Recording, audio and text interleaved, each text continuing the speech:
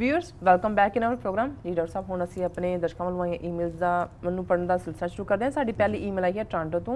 ਇਹਨਾਂ ਨੇ ਆਪਣਾ ਨਾਮ ਗੁਪਤ ਰੱਖਣ ਦੀ ਬੇਨਤੀ ਕੀਤੀ ਹੈ ਤੇ ਇਹਨਾਂ ਦੀ ਉਮਰ 14 ਸਾਲ ਹੈ। ਇਹ ਲਿਖਦੇ ਹਨ ਵਾਹਿਗੁਰੂ ਜੀ ਕਾ ਖਾਲਸਾ ਵਾਹਿਗੁਰੂ ਜੀ ਕੀ ਫਤਿਹ। ਜਿਵੇਂ ਕਿ ਤੁਹਾਨੂੰ ਪਤਾ ਹੀ ਹੈ ਕਿ ਤੁਹਾਨੂੰ ਇਹ ਮੇਰੀ ਪਹਿਲੀ ਈਮੇਲ ਹੈ ਤੇ ਮੈਂ ਇਸ ਈਮੇਲ 'ਚ ਆਪਣੀ ਕੌਮ ਦੇ ਹਾਲਾਤਾਂ ਬਾਰੇ ਚਰਚਾ ਕਰਨਾ ਚਾਹੁੰਦਾ ਹਾਂ। ਡਾਕਟਰ ਸਾਹਿਬ ਸਭ ਤੋਂ ਪਹਿਲਾਂ ਮੈਂ ਸਿੱਖ ਪਰਿਵਾਰਾਂ ਬਾਰੇ ਗੱਲ ਕਰਨੀ ਚਾਹੁੰਦਾ ਹਾਂ ਜਿਨ੍ਹਾਂ ਨੂੰ ਭਗਤ ਸਿੰਘ, ਕਰਤਾਰ ਸਿੰਘ ਸਰਾਭਾ ਅਤੇ ਸੰਤ ਜਰਨੈਲ ਸਿੰਘ ਭਿੰਡਰਾਂਵਾਲਿਆਂ ਦੇ ਜਜ਼ਬੇ ਅਤੇ ਹਿੰਮਤ ਤੇ ਮਾਣ ਹੈ, ਪਰ ਉਹ ਆਪਣੇ ਬੱਚਿਆਂ ਨੂੰ ਉਹਨਾਂ ਦੀ ਵਿਚਾਰਧਾਰਾ ਨੂੰ ਅਪਣਾਉਂਦਿਆਂ ਨਹੀਂ ਦੇਖਣਾ ਚਾਹੁੰਦੇ ਕਿਉਂਕਿ ਹਿੰਦੂਤਵਾ ਨੇ ਸਿੱਖਾਂ ਦੀ ਮਾਨਸਿਕਤਾ ਨੂੰ ਗਿਰਾ ਦਿੱਤਾ ਹੈ ਤੇ ਨਿਰੰਤਰ ਜਾਰੀ ਹੈ। ਸਾਡੀ ਕੌਮ ਬਹੁਤ ਕਮਜ਼ੋਰ ਹੋ ਚੁੱਕੀ ਹੈ ਅਤੇ ਇਹੀ ਕਾਰਨ ਹੈ ਕਿ ਹਿੰਦੂਤਵਾ ਦੀ ਦੂਜੀ ਪਾਰਟੀ ਅਕਾਲੀ ਦਲ ਬਾਦਲ ਨੇ ਸਾਡੇ ਤੇ ਕਬਜ਼ਾ ਕਰ ਲਿਆ ਹੈ। ਇਹ ਸਿੱਖ ਸੋਚ ਨੂੰ ਹਿੰਦੂ ਸੋਚ ਵਿੱਚ ਤਬਦੀਲ ਕਰ ਰਹੇ ਨੇ ਤੇ ਜੇ ਸਿੱਖ ਸੋਚ ਹੀ ਨਾ ਰਹੀ ਤਾਂ ਸਿੱਖਾਂ ਨੂੰ ਹਿੰਦੂਆਂ 'ਚ ਬਦਲਣਾ ਬਹੁਤ ਸੌਖਾ ਹੋਵੇਗਾ ਜੋ RSS ਦਾ ਮੁੱਖ ਮਕਸਦ ਹੈ। ਡਾਕਟਰ ਸਾਹਿਬ ਸਾਨੂੰ ਰਸਤਾ ਦਿਖਾਓ ਕਿ ਅਸੀਂ ਸਿੱਖ ਕੌਮ ਨੂੰ RSS ਤੋਂ ਅਤੇ ਹੋਰ ਹਿੰਦੂਤਵੀ ਜਥੇਬੰਦੀਆਂ ਤੋਂ ਕਿਵੇਂ ਬਚਾ ਸਕਦੇ ਹਾਂ। ਮੈਨੂੰ ਪਤਾ ਹੈ ਕਿ ਇਸ ਦਾ ਇੱਕੋ ਇੱਕ ਹੱਲ ਹੈ ਖਾਲਿਸਤਾਨ, ਪਰ ਇਹਨਾਂ ਮਹੰਤਾਂ ਨੂੰ ਗੁਰੂ ਘਰਾਂ 'ਚੋਂ ਕਿਵੇਂ ਬਾਹਰ ਕੱਢਿਆ ਜਾਵੇ ਤਾਂ ਜੋ ਆਪਣੇ ਪੰਥ ਨੂੰ ਬਚਾਇਆ ਜਾ ਸਕੇ। ਡਾਕਟਰ ਸਾਹਿਬ ਜੇ ਮੈਂ ਆਪਣੀ ਲਿਖਤ 'ਚ ਕੋਈ ਗਲਤੀ ਕਰ ਦਿੱਤੀ ਹੋਵੇ ਜਾਂ ਕਿਸੇ ਦੀਆਂ ਭਾਵਨਾਵਾਂ ਨੂੰ ਠੇਸ ਪਹੁੰਚਾ ਦਿੱਤੀ ਹੋਵੇ ਤਾਂ ਮੈਂ ਮਾਫੀ ਮੰਗਦਾ ਹਾਂ। ਕਿਰਪਾ ਕਰਕੇ ਮੈਨੂੰ ਫੀਡਬੈਕ ਜ਼ਰੂਰ ਦਿਓ ਜੀ। ਖਾਲਿਸਤਾਨ ਜਿੰਦਾਬਾਦ। ਵਾਹਿਗੁਰੂ ਜੀ ਕਾ ਖਾਲਸਾ ਵਾਹਿਗੁਰੂ ਜੀ ਕੀ ਫਤਿਹ। ਜ਼ਿੰਦਾਬਾਦ ਜ਼ਿੰਦਾਬਾਦ ਜੀ। ਸਭ ਤੋਂ ਪਹਿਲਾਂ ਇਸ ਨੌਜਵਾਨ ਵੀਰ ਦਾ ਬਹੁਤ ਬਹੁਤ ਧੰਨਵਾਦ। ਇਹਨਾਂ ਨੇ ਲਿਖਿਆ ਕਿ ਮੈਂ 18 ਸਾਲਾਂ ਦਾ 14 ਸਾਲਾਂ ਦਾ ਜੀ। ਉਹ ਤਾਂ ਹੋਰ ਵੀ ਘਟ ਗਏ 4 ਸਾਲ ਤਾਂ ਜ਼ਿਆਦਾ ਹੀ ਨੌਜਵਾਨ ਹੋਇਆ, ਫਿਰ ਤਾਂ ਬੱਚਾ ਹੋਇਆ ਜੀ। ਪਰ ਉਹਨਾਂ ਨੇ ਆਪਣੇ ਮਾਪਿਓ ਤੋਂ ਡਰਦੇ ਵੀ ਨੇ ਕਿ ਵੀ ਮੇਰਾ ਨਾਂ ਨਾ ਲੈਣਾ, ਉਹਨਾਂ ਕਹਿਣਾ ਵੀ ਇਹ ਮੁੰਡਾ ਸਾਡਾ ਜਿਹੜਾ ਨਾ ਇਹ ਭਗਤ ਸਿੰਘ ਨਾ ਬਣ ਜਾਏ ਕਿਤੇ ਜੀ। ਸੋ ਉਹਦੇ ਤੋਂ ਹੀ ਸਾਡਾ ਇਹ ਅਖਾਣ ਵੀ ਹੁੰਦਾ ਕਿ ਵੀਰ ਕਹਿੰਦੇ ਨੇ ਕਿ ਵੀ ਭਗਤ ਸਿੰਘ ਘਰ ਘਰ ਜੰਮੇ ਜੀ, ਗਵਾਂਢੀਆਂ ਦੇ ਜੰਮੇ ਕਿਤੇ ਸਾਡੇ ਘਰੇ ਨਾ ਜੰਮੇ ਜੀ। ਅਸੀਂ ਤਾਂ ਮੁੰਡੇ ਡਾਕਟਰ ਇੰਜੀਨੀਅਰ ਬਣਾਉਣੇ ਨੇ ਜੀ।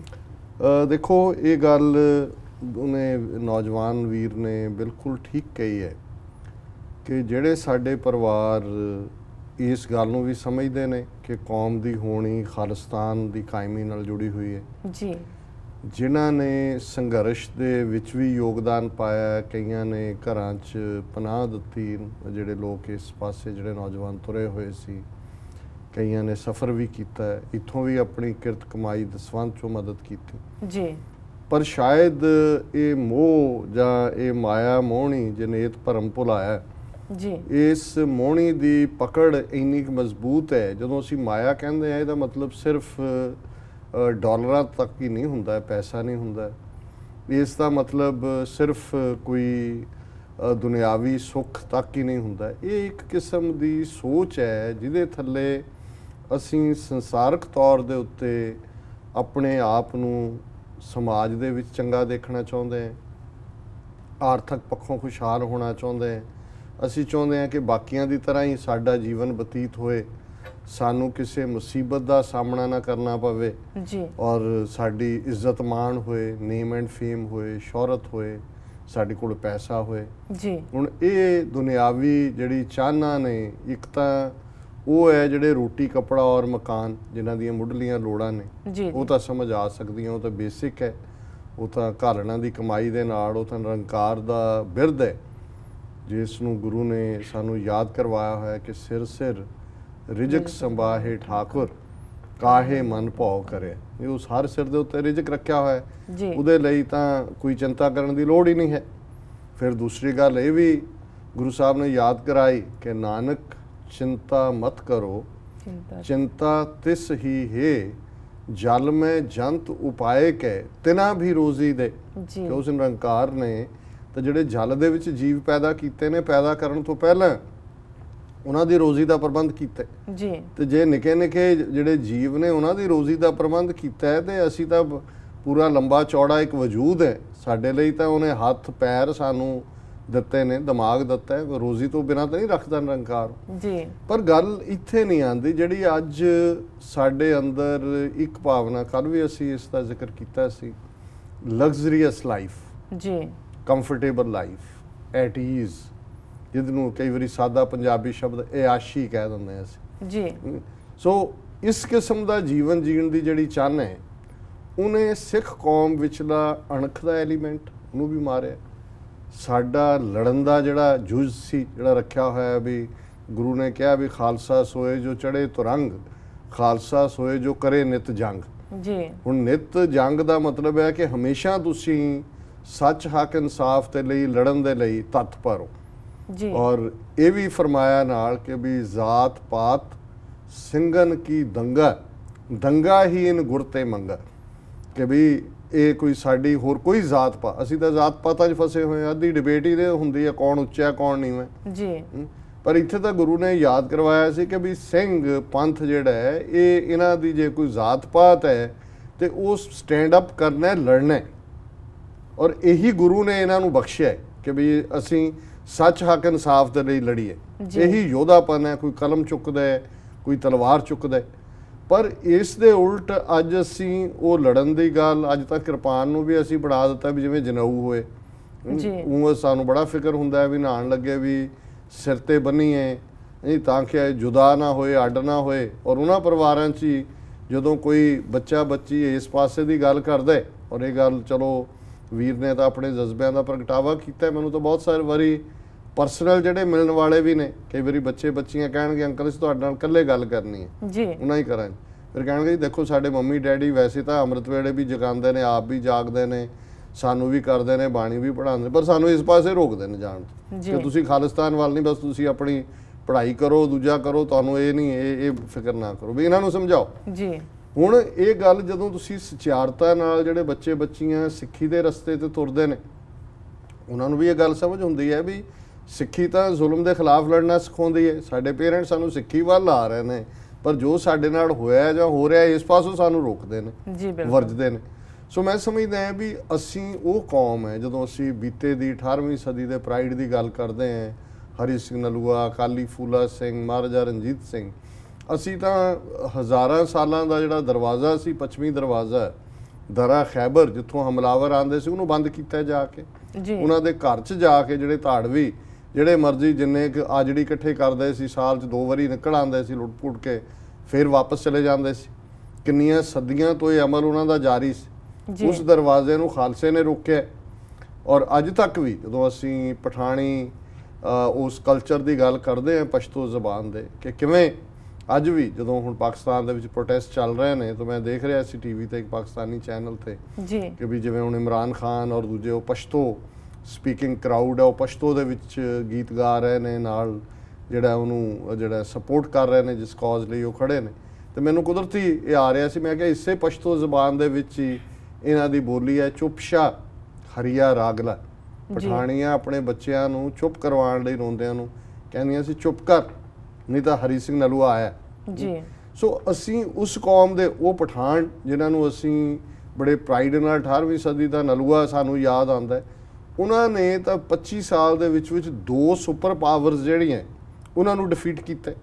ਸੋਵੀਅਤ ਯੂਨੀਅਨ ਜਿਹਨੇ 1 ਮਿਲੀਅਨ ਪਠਾਨ ਮਾਰਿਆ, 2 ਮਿਲੀਅਨ ਜਿਹੜੇ ਨੇ ਉਹਨਾਂ ਨੂੰ ਜਿਹੜਾ ਹੈ ਉਹ ਜ਼ਖਮੀ ਕੀਤਾ, ਐਂਪੂਟੇਸ਼ਨਸ ਹੋਈਆਂ, ਲੱਤਾਂ ਵੱਢੀਆਂ ਗਈਆਂ ਕਈਆਂ ਦੀਆਂ। ਇਹ 1991 'ਚ ਸੋਵੀਅਤ ਯੂਨੀਅਨ ਨੂੰ ਉਹਨਾਂ ਨੇ ਭੱਜਣ ਤੇ ਮਜਬੂਰ ਕੀਤਾ, ਫਿਰ ਟੁੱਟਿਆ 15 ਸਟੇਟਾਂ 'ਚ। 2001 ਤੋਂ ਬਾਅਦ ਅਮਰੀਕਾ ਉੱਥੇ ਗਿਆ ਜੀ, 12-13 ਸਾਲ ਇਹਨਾਂ ਨੇ ਢਿੱਲ ਲਾ ਲਿਆ, ਔਰ ਇਹ ਵੀ ਉੱਥੋਂ ਹਾਰ ਕੇ ਨਿਕਲੇ ਨੇ। ਸੋ ਉਹਨਾਂ ਦੀ ਗਿਣਤੀ ਵੀ ਕੋਈ ਸਾਡੇ ਤੋਂ ਜ਼ਿਆਦਾ ਨਹੀਂ ਹੈ, ਅਸੀਂ 30 ਮਿਲੀਅਨ ਦੇ ਨੇੜੇ ਤੇ, ਉਹ 28 ਮਿਲੀਅਨ ਹੋਣਗੇ, ਉਹ ਘੱਟ ਹੀ ਹੋਣਗੇ ਜੀ। ਉਹੀ ਪਠਾਨ, ਉਹੀ ਅਫਗਾਨ ਜਿਨ੍ਹਾਂ ਨੂੰ ਅਸੀਂ 1.5 ਸਦੀ ਪਹਿਲਾਂ ਜਿਹੜਾ ਉਹ ਆਪਣਾ ਪ੍ਰਾਈਡ ਲੈਂਦੇ ਆ ਜੀ, ਅਸੀਂ ਉਹਨਾਂ ਨੂੰ ਜਿਹੜਾ ਉਹ ਦਰਵਾਜ਼ਾ ਬੰਦ ਕੀਤਾ, ਉਹ ਤਾਂ ਅੱਜ ਵੀ ਉੱਥੇ ਹੀ ਖੜੇ ਨੇ। ਸਿੱਖਾਂ ਦੀ ਬਹਾਦਰੀ ਨੂੰ ਕੀ ਹੋਇਆ, ਸਿੱਖ ਕਿੱਥੇ ਨੇ ਜੀ? ਕਿ ਵੀ ਅਸੀਂ ਉਹਨਾਂ ਤੋਂ ਜੁੱਤੀਆਂ ਖਾ ਰਹੇ ਹਾਂ, ਉਹਨਾਂ ਤੋਂ ਕੁੱਟ ਖਾ ਰਹੇ ਹਾਂ, ਉਹਨਾਂ ਦੇ ਉੱਤੋਂ ਜ਼ਲੀਲ ਹੋ ਰਹੇ ਹਾਂ। ਅੱਜ ਇੱਕ ਹੋਰ ਕੇਸ ਹੈ ਕਿ ਇੱਕ ਸਿੱਖ ਬੱਚੇ ਨੇ ਜਿਹੜਾ ਪਟਕਾ ਬਣ ਕੇ ਖੇਲਣਾ ਚਾਹਿਆ ਤੇ ਉਹਨੂੰ ਰੋਕਿਆ ਗਿਆ। ਇੰਡੀਅਨ ਟੀਮ ਦੇ 2 ਬੱਚਿਆਂ ਦੇ ਪਹਿਲਾਂ ਪਟਕੇ ਲਵਾਏ ਗਏ।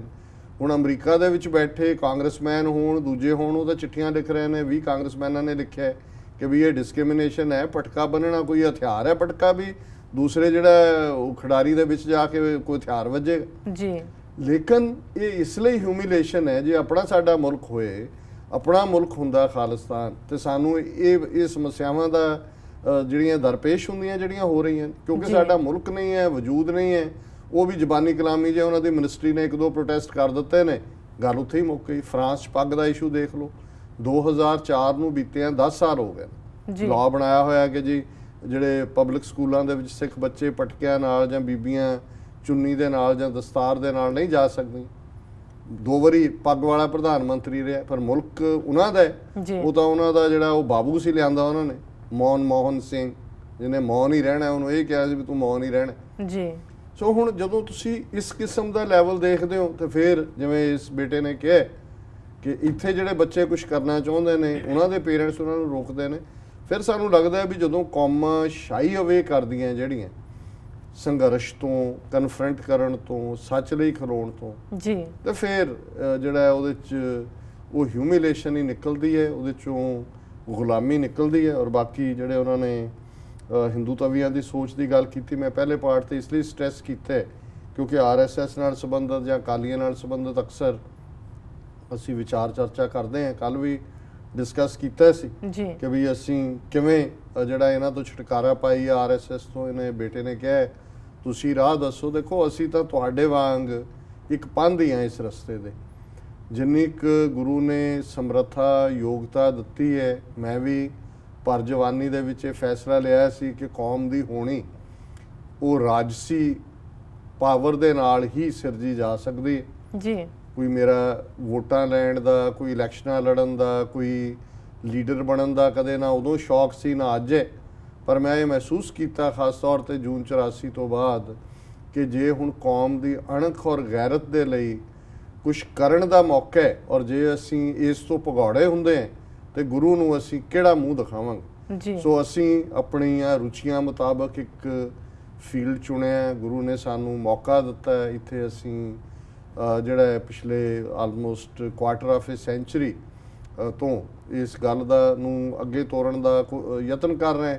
ਸੋ ਅਸੀਂ ਸਮਝਦੇ ਹਾਂ ਕਿ ਇਹ ਚੈਲੰਜ ਨੇ, RSS ਦਾ ਚੈਲੰਜ ਹੈ। ਬਾਦਲ ਵਾਕਈ ਹਿੰਦੂਤਵਾਦੀ ਉਸ ਟੀਮ ਦਾ ਹੀ ਹਿੱਸੇਦਾਰ ਹੈ ਜਿਸ ਕਿਸਮ ਦਾ ਵਰਤਾਰਾ ਇਹ ਕਰ ਰਹੇ ਨੇ ਜੀ। ਔਰ ਜਿਵੇਂ ਇਹਨੇ ਬੇਟੇ ਨੇ ਕਿਹਾ ਕਿ ਵੀ ਖਾਲਿਸਤਾਨ ਹੀ ਸਾਡੇ ਲਈ ਇਹ ਅਲਟੀਮੇਟ ਹੈ। ਔਰ ਮੈਂ ਸਮਝਦਾ ਹਾਂ ਵੀ ਬਹੁਤ ਵਾਰੀ ਜੇ ਅਸੀਂ ਇਹ ਮੰਨ ਲਈਏ ਨਾ ਕਿ ਵੀ ਸਾਡਾ ਕੋਈ ਵੀ ਹੱਲ ਉੱਥੇ ਖਾਲਿਸਤਾਨ ਦੀ ਕਾਇਮੀ ਬਿਨਾਂ ਸੰਭਵ ਨਹੀਂ ਹੈ, ਫਿਰ ਅਸੀਂ ਕੋਈ ਨਾ ਕੋਈ ਰਾਹ ਵੀ ਲੱਭਾਂਗੇ। ਉਹਦੇ ਵਿੱਚ ਹਥਿਆਰਬੰਦ ਸੰਘਰਸ਼ ਜਿਨ੍ਹਾਂ ਨੇ ਲੜਿਆ ਹੈ, ਅੱਜ ਵੀ ਜਿਹੜੇ ਇਸ ਰਸਤੇ ਦੇ ਉੱਤੇ ਸਾਡੇ ਰਾਜੋ ਆਣੇ, ਸਾਡੇ ਹਵਾਰੇ ਦ੍ਰਿੜਤਾ ਦੇ ਨਾਲ ਉਹ ਜੋ ਉਹਨਾਂ ਨੇ ਜਿਸ ਲਈ ਖਲੋਤੇ ਉਹਦੀ ਐਡਵੋਕੇਸੀ ਕਰਦੇ ਨੇ। ਕੱਲ ਨੂੰ ਵੀ ਇਹ ਤਾਂ ਇੰਟਰਨੈਸ਼ਨਲ ਲਾਅ ਹੈ, UN ਦੀ ਜਿਹੜੀ ਹੈ charter of human rights the preamble ਹੈ ਕਿ ਵੀ ਜੇ ਤੁਸੀਂ ਕਿਸੇ ਮਨੁੱਖ ਨੂੰ ਬਗਾਵਤ ਦੇ ਅਖੀਰਲੇ ਹਥਿਆਰ ਜਾਂ ਰਸਤੇ ਤੇ ਜਾਣ ਤੋਂ ਰੋਕਣਾ ਤਾਂ ਉਸ ਦੇ ਮਨੁੱਖੀ ਹੱਕਾਂ ਦੀ ਹਰ ਹਾਲਤ ਦੇ ਵਿੱਚ ਪਾਲਣਾ ਹੋਣੀ ਚਾਹੀਦੀ। ਸੋ ਅਸੀਂ ਸਮਝਦੇ ਹਾਂ ਵੀ ਇਹ ਹੱਕ ਬਣਦਾ। ਫਿਰ ਜੇ ਹੱਕਾਂ ਦੀ ਪਾਲਣਾ ਨਹੀਂ ਹੁੰਦੀ ਤੇ ਫਿਰ ਦੂਸਰਾ ਰਸਤਾ ਚੁੰਕਾਰ ਅਜ਼ ਹਮਾ ਹੀਲ ਤੇ ਦਰਗੁਜ਼ਸਤ ਹਲਾਲ ਅਸਤ ਬੁਰਦਨ ਬਾਸ਼ ਸ਼ਮਸ਼ੀਰੇ ਦਸਤ। ਸੋ ਇਹਨਾਂ ਦਾ ਬੇਟੇ ਦਾ ਬਹੁਤ ਬਹੁਤ ਧੰਨਵਾਦ। ਔਰ ਮੈਂ ਸਮਝਦਾ ਵੀ ਉਹਨਾਂ ਨੇ ਇੱਕ ਬੜੇ ਇਮਾਨਦਾਰ ਅੰਦਾਜ਼ ਦੇ ਵਿੱਚ ਆਪਣੇ ਜਜ਼ਬਿਆਂ ਦਾ ਪ੍ਰਗਟਾਵਾ ਕੀਤਾ ਜੀ। ਬਹੁਤ ਬਹੁਤ ਧੰਨਵਾਦ ਜੀ। ਰਸਾ ਇਸ ਨਾਲ ਨੇ ਬ੍ਰੇਕ। ਵੀਅਰਸ ਤੁਸੀਂ ਕਿਤੇ ਨਹੀਂ ਜਾਣਾ, ਮਿਲਦੇ ਹਾਂ ਛੋਟੇ ਵਕਫੇ ਤੋਂ ਬਾਅਦ।